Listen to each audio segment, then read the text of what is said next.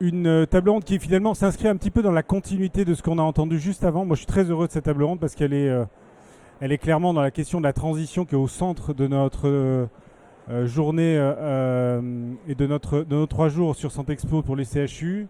Je vous présente nos intervenants. Inès Gravet, qui est responsable ou qui travaille sur la mission innovation de l'HAD de la PHP. Emmanuel Garnier, qui est responsable de la mission innovation organisation et expérience patient du CHU de Montpellier. Guillaume Couillard, qui est directeur général du GHU Paris Neurosciences. Et Anne Deck, qui est directrice de l'hôpital Lyon-Sud aux Hospices civils de Lyon. Merci à tous les quatre d'avoir accepté de participer à cette table ronde qui va être sur un sujet qui est quelle portée transformative du design et du lean à l'hôpital. Ça fait un peu peur, mais comme il y a 2 mots anglais, on a dit que ça faisait international. Mais cette approche internationale, puisque vous avez compris, c'était le fil rouge de notre après-midi, je vais sans transition demander à Inès Gravet, qui a une expérience, qui a vu beaucoup de choses dans sa vie, même si elle est très jeune, mais qui a surtout étudié beaucoup les modèles internationaux devant l'hôpital, le Kaiser. Et je vais lui laisser un petit peu nous présenter un peu ces concepts, la manière dont ils sont apparus. Inès, c'est à vous. Bonjour à tous. Alors oui, en effet, quand on fait une table ronde sur les sujets du lean ou du design, ça fait un peu, allez, encore une nouvelle méthode, en plus avec un mot qu'on ne comprend pas, donc ça crispe un peu parce que ça fait un peu, il y aurait une baguette magique pour transformer nos systèmes de santé ou nos établissements qu'on n'aurait pas encore trouvé depuis 10, 20, 30 ans qu'on y travaille, donc ça a tendance à un peu crisper. Aujourd'hui, l'idée, c'était de parler de la portée transformative de ces méthodes. Pourquoi ? Parce qu'en fait, elles ont tout un peu l'engouement pour ces méthodes. Il trouve son origine un petit peu dans les limitations qu'on a trouvées dans la gestion de projets classiques, la conduite du changement avec les grands modèles qu'on a tous appris, Cutter, etc. Où on trouve que c'est un peu limité parce qu'on pose un problème de manière un peu descendante. On déroule une gestion de projet de manière un peu verticale. Au final, on voit que ça ne rentre pas dans les usages et qu'on ne convainc pas. Le lean et le design se sont focalisés. Alors, c'est 2 méthodologies distinctes qui sont nées à des époques différentes.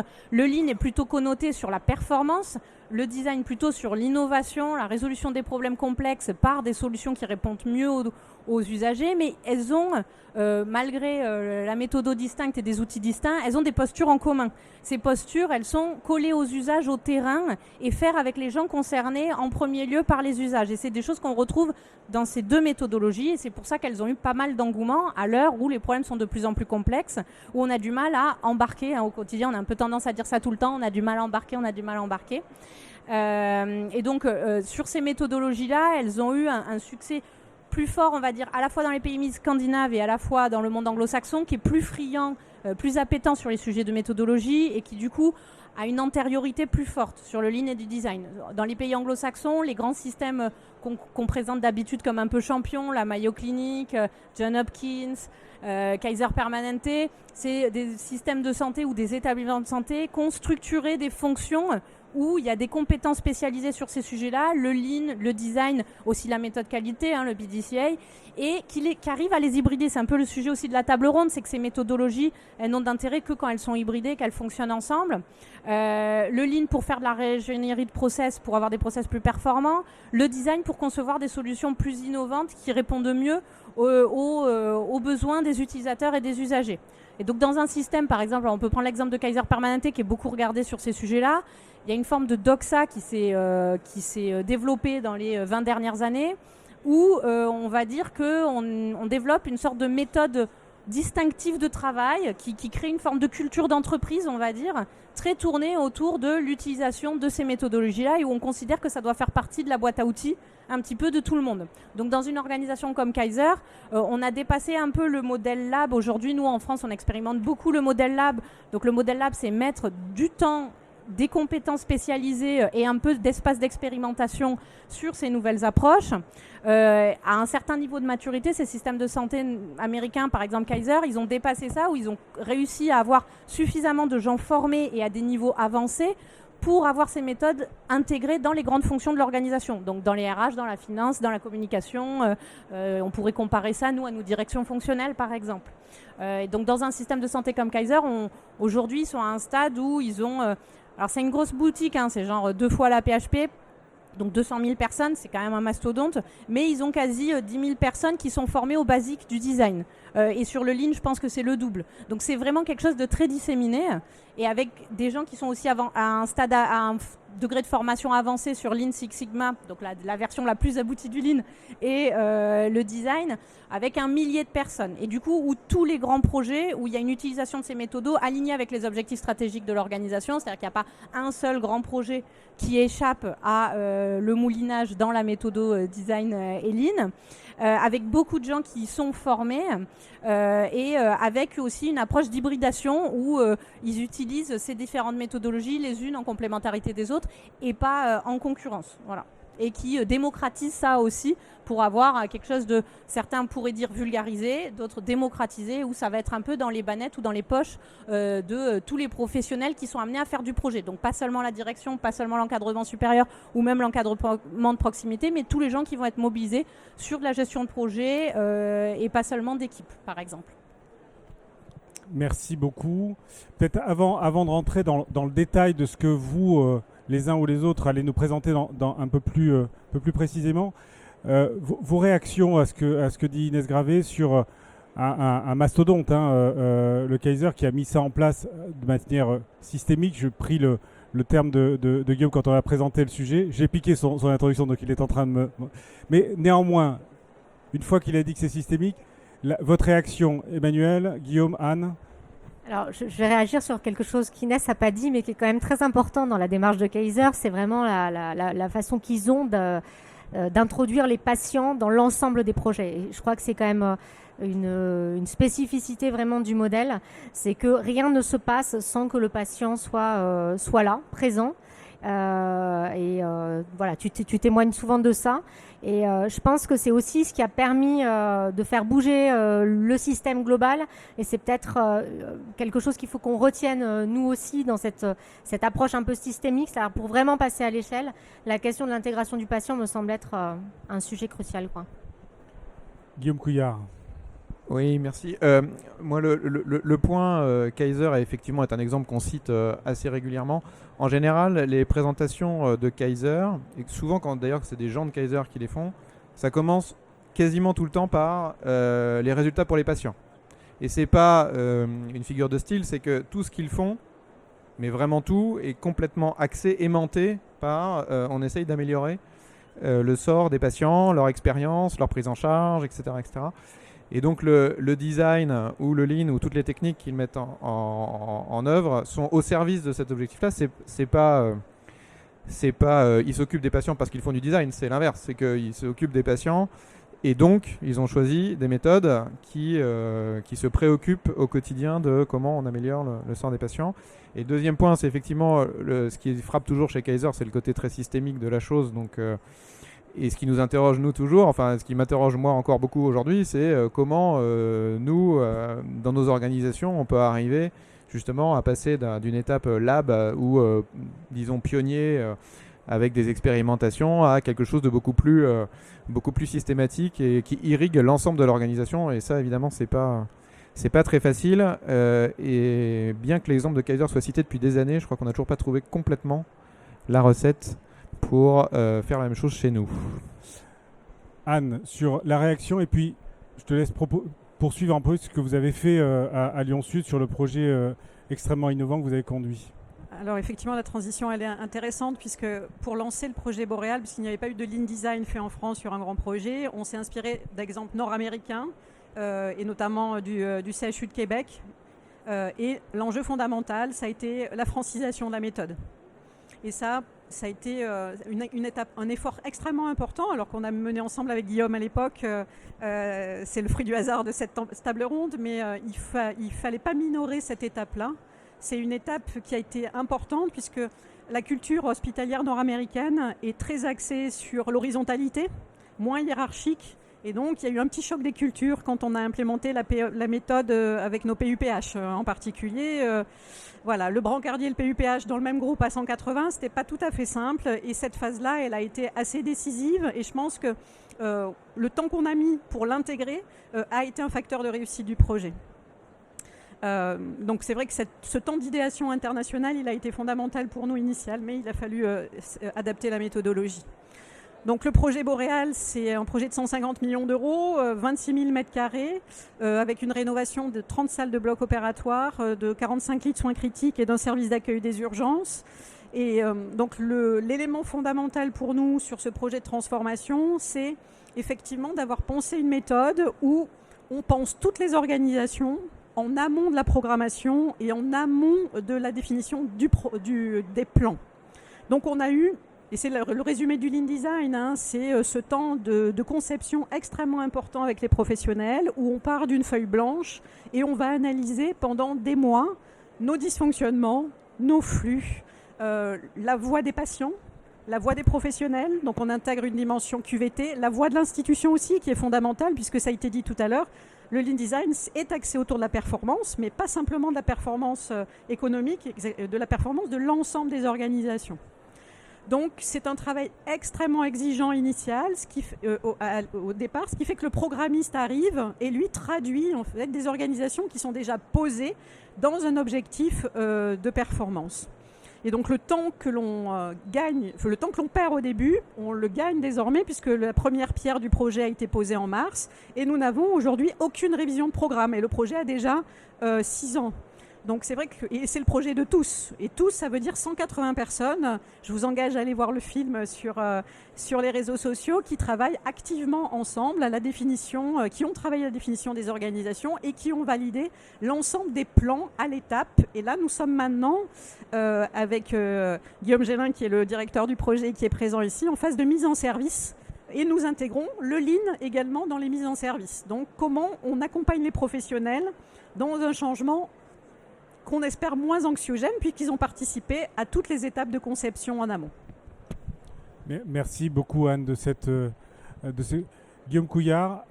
Donc, on a dit que ce n'était pas un hasard, mais néanmoins c'est une conviction profonde que ces méthodes aujourd'hui peuvent être intégrées dans le pilotage global d'un établissement et je voudrais que vous nous en disiez quelques mots.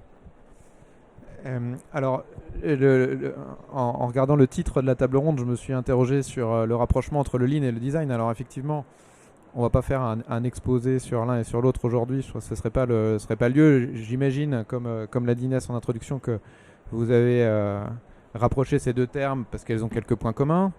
Le souci du patient, le côté participatif avec les professionnels et les patients. Une certaine forme de pragmatisme aussi qui les réunit. Après, il y aurait beaucoup à dire sur les différences entre les deux.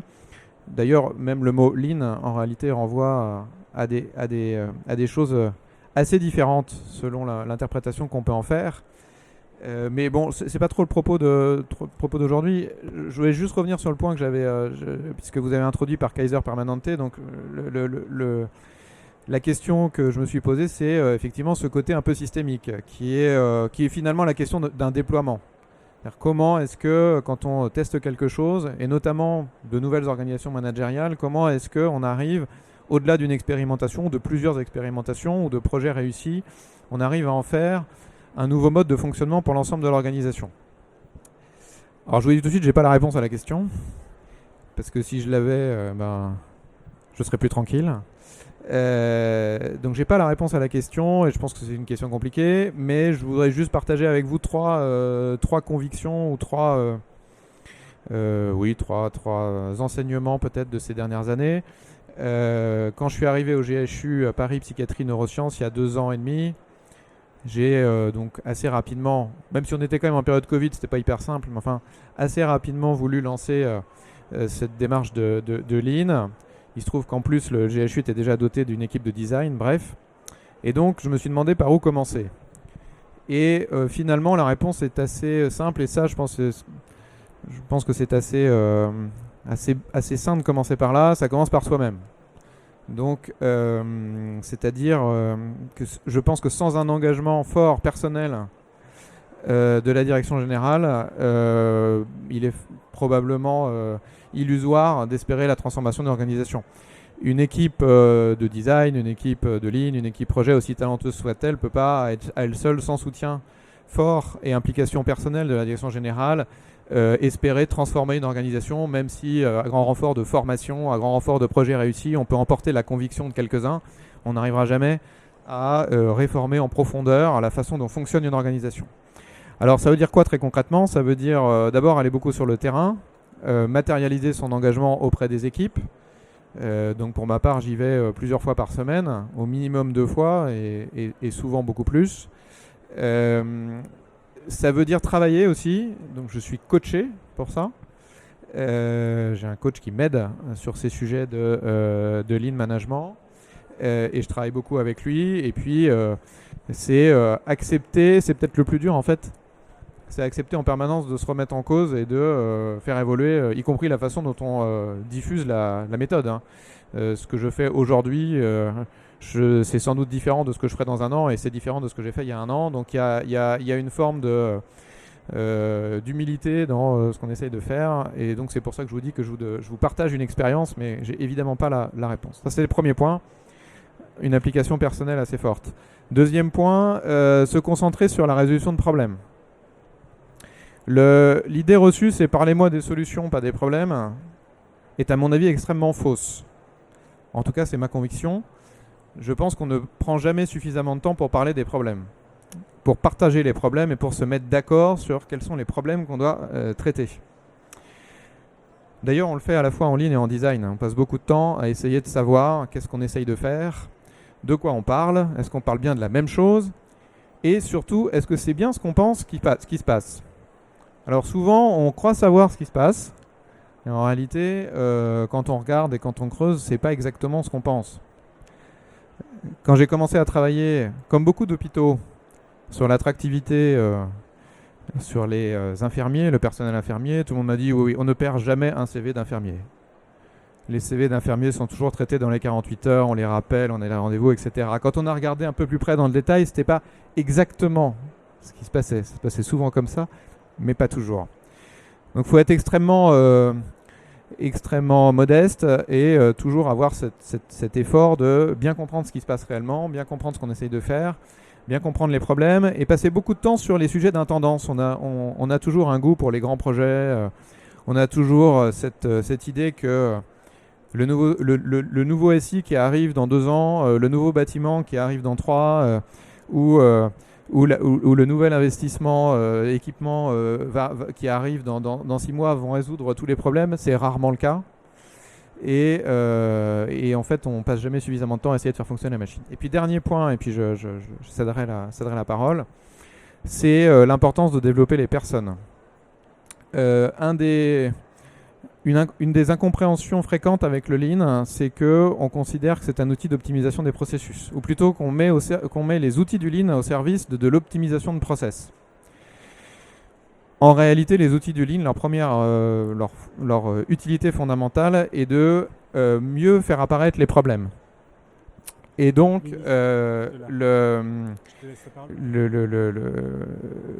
la finalité de ces outils, c'est d'aider les personnes à mieux regarder et à mieux résoudre leurs problèmes. Et donc, on travaille en fait sur les compétences des gens. J'arrête sur ce dernier point qui est très important. Merci beaucoup, Guillaume. Je laisse quand même 1 minute à Emmanuel parce qu'elle a quand même fait le déplacement de Montpellier. Non, pour nous parler de comment on diffuse ça et la mise en place de l'initiative que vous avez prise de mettre en place un réseau des designers. Tu as 1 minute pour conclure. Ok. Et on laissera la place ensuite à la ministre déléguée de la Santé. Ok. Donc, juste effectivement, l'idée c'était de faire un peu un état des lieux de là où on en est en France. Et ben, c'est pas grave, on le fera pas, mais en tout cas, vous dire au moins l'année prochaine. Voilà, en gros, le design intégré dans les hôpitaux, c'est à peu près une dizaine d'établissements en France qui ont vraiment une vraie pratique intégrée, sous des formes assez différentes d'ailleurs. On parlait de lab, mais il y a aussi des designers qui sont intégrés dans des directions fonctionnelles, etc. Donc, c'est des pratiques assez variées pour l'instant en France. Et donc, on a essayé de se coordonner entre nous pour créer à la fois une communauté de pratique, mais aussi un peu un centre de ressources pour les directeurs, les décideurs hospitaliers, pour capitaliser sur nos projets, mais aussi pouvoir être interrogés par les décideurs hospitaliers, publier, former et répondre aux questions. Et donc, on a créé un réseau du design hospitalier. On a une page LinkedIn qui nous rassemble et on construit une journée pour ceux qui veulent en savoir beaucoup plus. Et Guillaume nous accueille le 15 septembre prochain au GHU, merci à lui, pour une journée où on viendra vraiment présenter des projets et expliquer un peu comment on collabore avec les métiers, les compétences de l'hôpital et comment on essaye aussi d'hybrider les pratiques du design avec toutes celles de l'hôpital et c'est éminemment important de trouver notre modèle à la française, entre guillemets, quoi. Voilà. Merci de ce mot de la fin. Ça fait un bon teaser pour la suite. Je suis désolé, on est obligé de s'arrêter parce qu'il y a des... Voilà, c'est le problème du direct. Merci à tous les quatre. J'espère que ça vous a donné un certain nombre de pistes. Nos intervenants sont de toute façon à votre disposition. Vous avez compris que ce sont des leaders sur ces sujets-là. Et je les remercie très sincèrement d'avoir accepté cette table ronde. Merci. Bonne fin de journée.